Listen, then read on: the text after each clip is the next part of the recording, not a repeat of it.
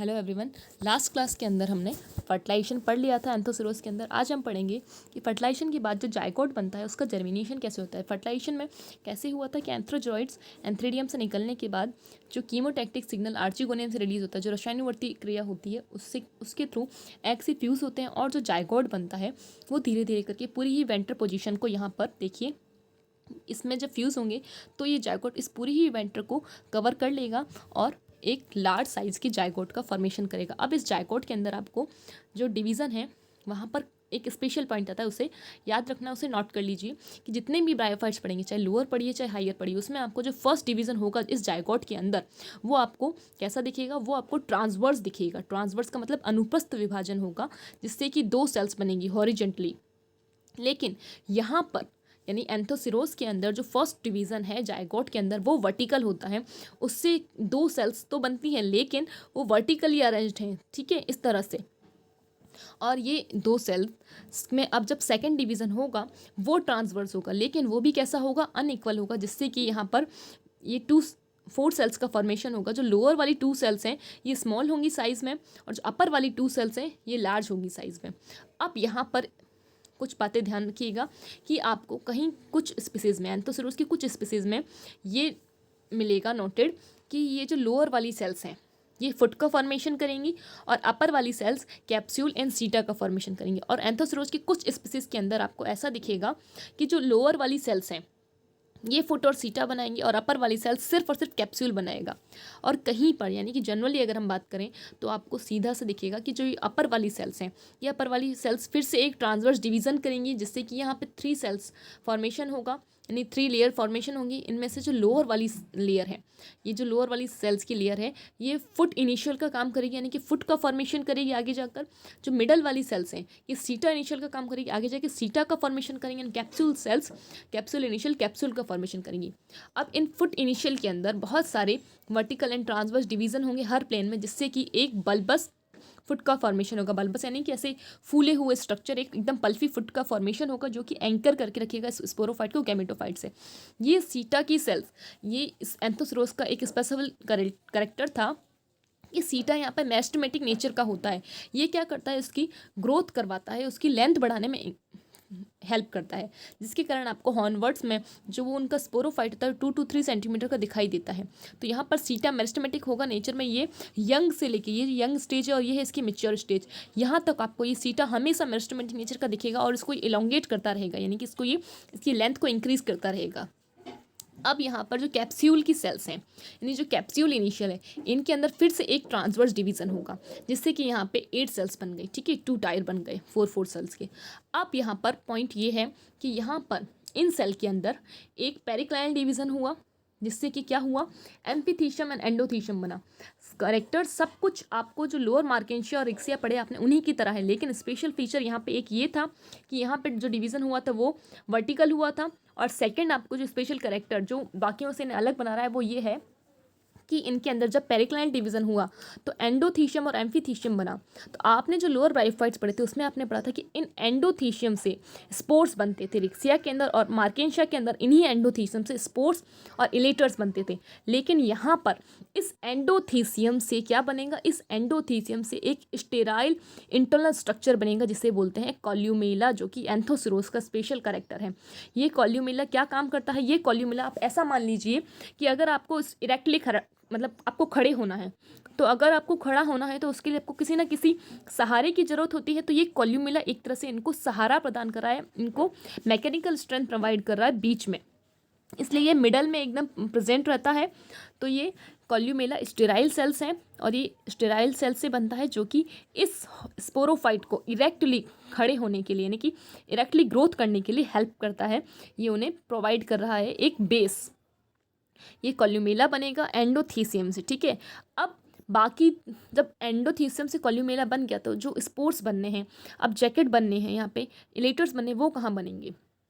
तो अब बची कौन सी लेयर, एम्फीथीसियम। इस एम्फीथीसियम लेयर के अंदर एक पेरिक्लाइनल डिवीज़न होगा, जिससे कि आउटर वाली लेयर बनेगी जैकेट इनिशियल, और मिडल वाली जो इसके कॉल्यूमेला और इसके बीच की लेयर जो है ये बनेगी आर्चिस्पोरियम, ठीक है।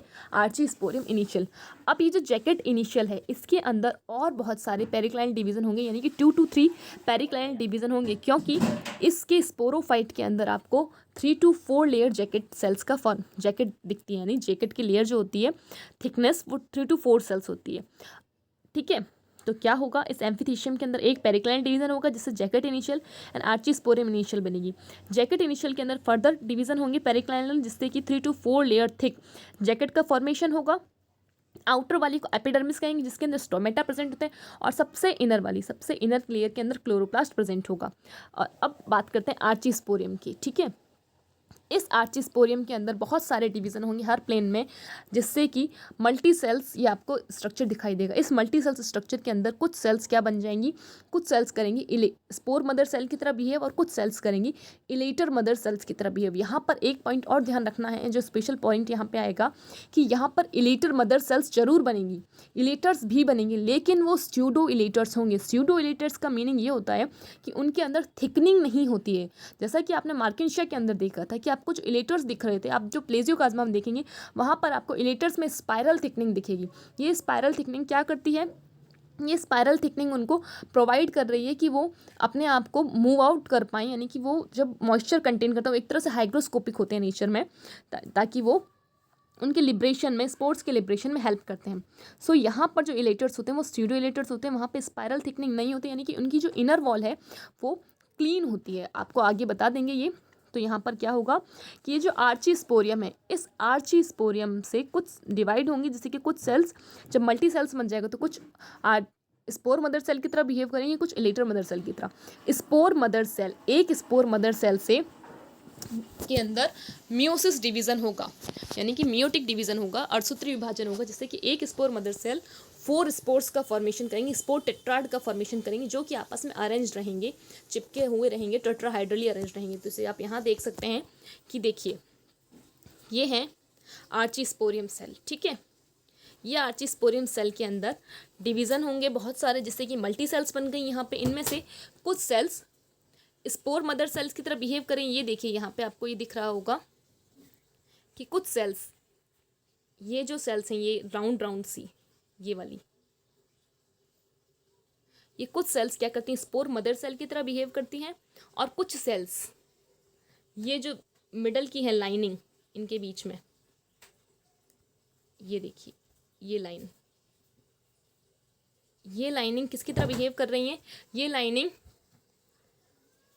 इलेटर मदर सेल की तरह बिहेव कर रही हैं, ठीक है। तो यहाँ पर कुछ सेल स्पोर मदर सेल बन जाएंगी इन आर्चीस्पोरियम से। ये जो आर्चीस्पोरियम है इनसे कुछ स्पोर मदर सेल बनेंगे, कुछ इलेटर मदर सेल बनेंगी। स्पोर मदर सेल के अंदर क्या होता है, स्पोर मदर सेल के अंदर डिवीजन होगा। कैसा डिवीजन होगा, मियोसिस होगा, अर्धसूत्री विभाजन होगा, जिससे कि स्पोर्स बनेंगे जो कि टेट्राहाइड्रली अरेंज रखेंगे खुद को। यहाँ पे देखिए ये टेट्राहाइड्रली अरेंज, यानी कि एक स्पोर मदर सेल से 4 स्पोर बनेंगे, जो कि अपने आप को टेट्राहाइड्रल चतुष्क की तरह रखेंगे, 3 आगे की साइड, एक पीछे की साइड में, ठीक है। और इलेटर मदर सेल के अंदर मियोसिस नहीं होगा, माइटोसिस होगा, ठीक है। माइटोसिस समसूत्री विभाजन होगा, लेकिन इससे भी बनेंगे तो आपको यहाँ पे जो दिख रहे हैं 4 ही।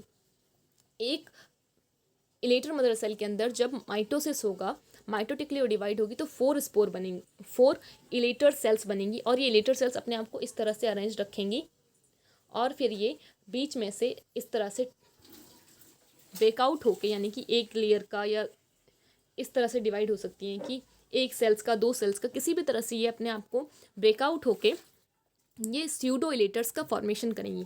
तो ये तो स्ट्रक्चर मैं आपको एक मैच्योर का दिखा रही हूँ, तो आप इसे यहाँ पे देख सकते हैं कि आपको किस तरह से दिखाई दे रहा है।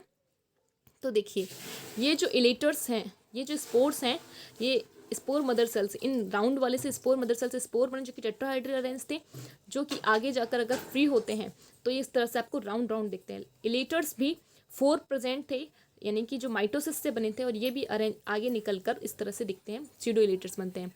तो ये हम बात कर रहे थे यहाँ पर, ये एक यंग, ये जो है ये मेच्योर है, मेच्योरिटी के टाइम पर ये इस तरह से आपको एक पूरा हॉर्नवट लाइक दिखाई देता है। लेकिन जब ये यंग होता है तो बिल्कुल छोटा सा एक नॉब लाइक स्ट्रक्चर दिखाई देता है, जिसमें आपको इतना ज़्यादा क्लियर कट डिफरेंस नहीं दिखता, ठीक है। तो यहाँ पर ये कंप्लीट होता है कि अब इस आर्चीस्पोरियम से क्या बनेगा ये भी आपको पता चल गया। और इसी के साथ स्पोरोफाइट का स्ट्रक्चर कंप्लीट होता है कि स्पोरोफाइट का डेवलपमेंट कैसा है, ये कंप्लीट हुआ। अब हमें इसका स्ट्रक्चर पढ़ना है, तो स्ट्रक्चर भी ऑलमोस्ट कंप्लीट हो चुका है। अब यहाँ पर एक पॉइंट ये है कि जब, जैसा कि आपको इनके अंदर एक स्पेशल कैरेक्टर बताया था कि जो इनका स्पोरोफाइट होता है वो एक इन्वॉल्यूकर नामक स्ट्रक्चर से कवर रहता है, यानी कि इस स्पोरोफाइट के यहाँ पर एक सेथ होती है, कवरिंग होती है, नीचे से इसको कवर करके रखती है, जो कि क्या होती है, इन्वॉल्यूकर होती है। इसे आप यहाँ देख सकते हैं, ये देखिए, ये जो ये कवरिंग है, ये कवरिंग होती है, ये देखिए यहाँ पर ये जो कवरिंग है ये होती है इन्वॉल्यूकर।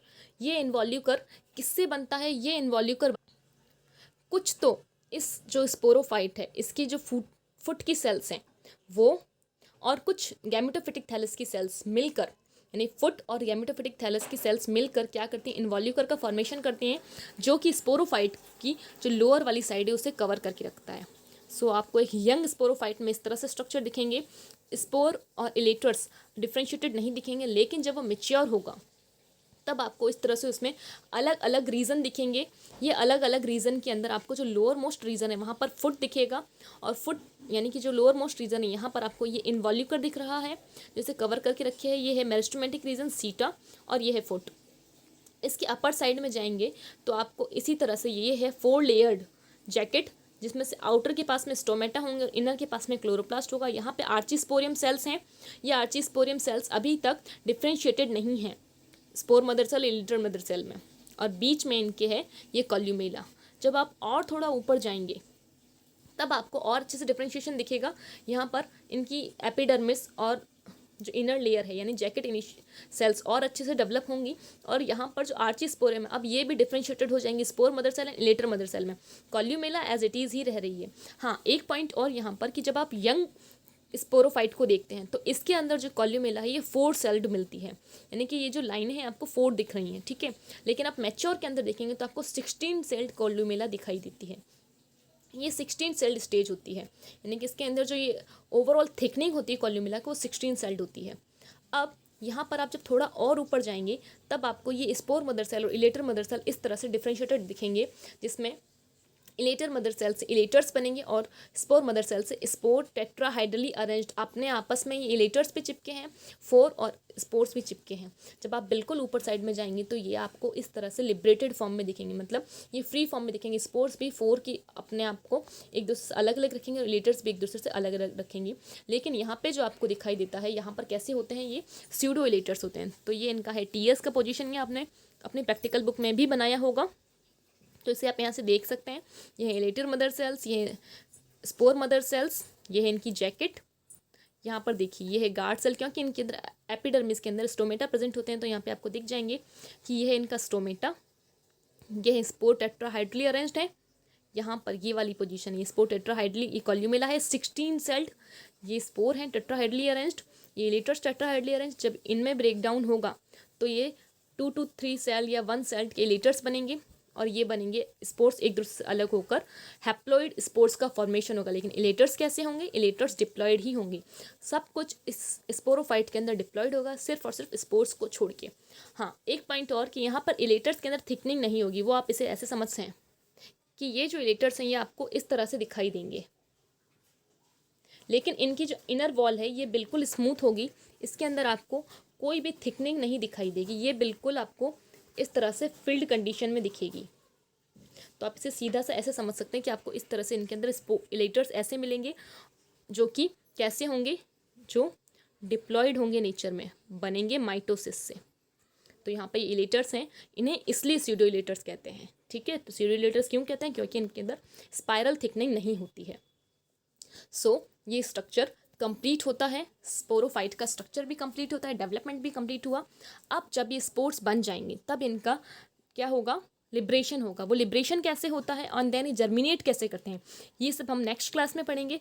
अगर अभी भी आपको कोई कन्फ्यूज़न हो और नहीं समझ में आया हो तो आप मुझसे कमेंट सेशन में पूछ सकते हैं, और प्लीज़ साथ साथ रिकॉल करते चलिए, साथ साथ समझते चलिए, नहीं तो आगे बहुत डिफ़िकल्टी होगी। चलिए, टिल देन लर्न करते रहिए। Thank you.